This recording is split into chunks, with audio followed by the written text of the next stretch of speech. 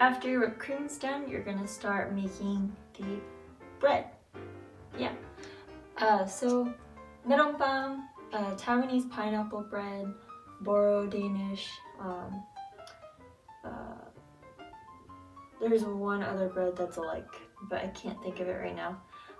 So all these breads have in common the fact that they're made up of actually two dough. So there's the bread portion, and then it's actually topped with a cookie crust. So you'll be making two separate things, and yeah, so that's where we get it. So I start off with the bread portion. So this bread, we're going to start out once again with the Tangzhou method. I really hope I'm saying that correctly. I've said it enough times now, I hope I'm saying it correctly. Apologize if not. Just as a reminder, the Tangzhou method is when you activate the gluten ahead of time, and it gives you a much fluffier, softer, chewier texture because it locks in moisture a lot more.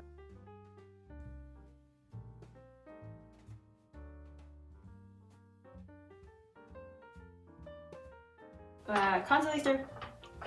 Yeah, just keep constantly stirring. Constantly stirring.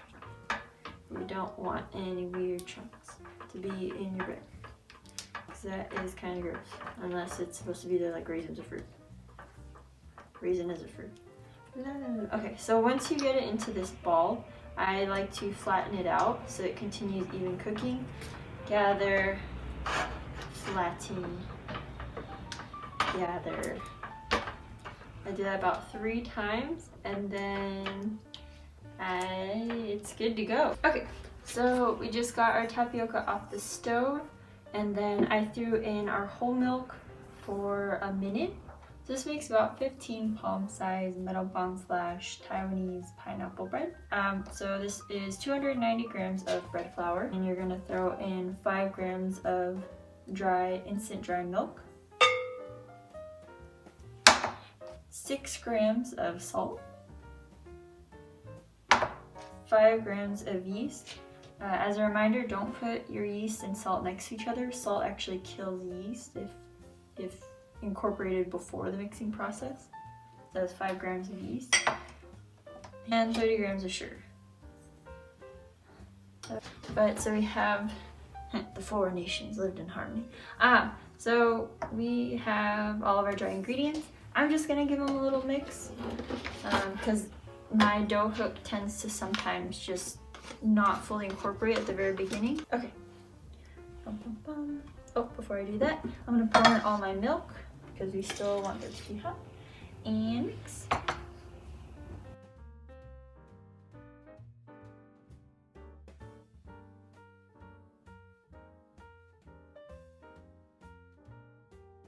We're gonna put in the tapioca.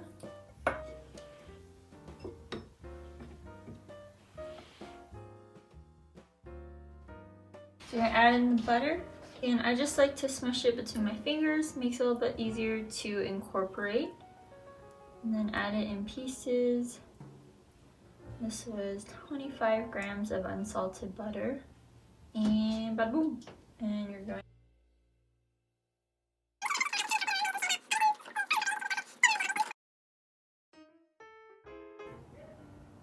You can see the sunlight.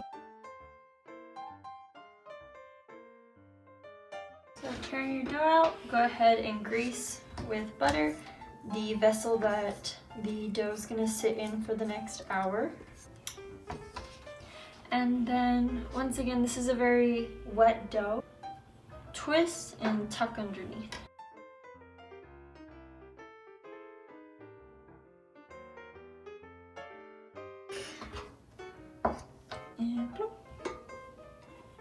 And just make sure to cover it up with a towel or a saran wrap, a lid, anything like that, and let it rest for an hour. The reason why you cover it is you don't want the air to dry it out. You want to keep the dough moist and in its natural state as much as possible. And I may or may not have spilled a lot of flour. It's fine. We're rolling with it. Okay? We're good. It's fine. Everything's fine. We're going to make the cookie crust. So we're gonna do 40 grams of unsalted butter and 50 grams of just granulated sugar. So with the butter and the sugar, you're just gonna cream it. Okay, switch it out. I think a fork would be better for this than a whisk. Okay, so you have it nice and creamed together. And we'll add in our 1 egg yolk.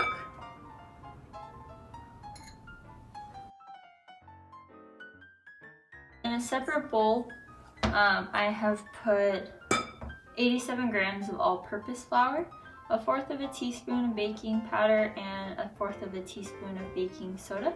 And then you're gonna add this in thirds, so that way it's just a little easier to mix. So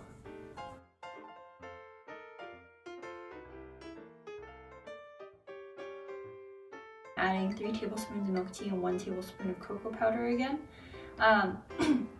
You can also add whatever you like, almond extract, make this an almond topping. Add in matcha powder, ooh, that would be good. I'm gonna add that in now.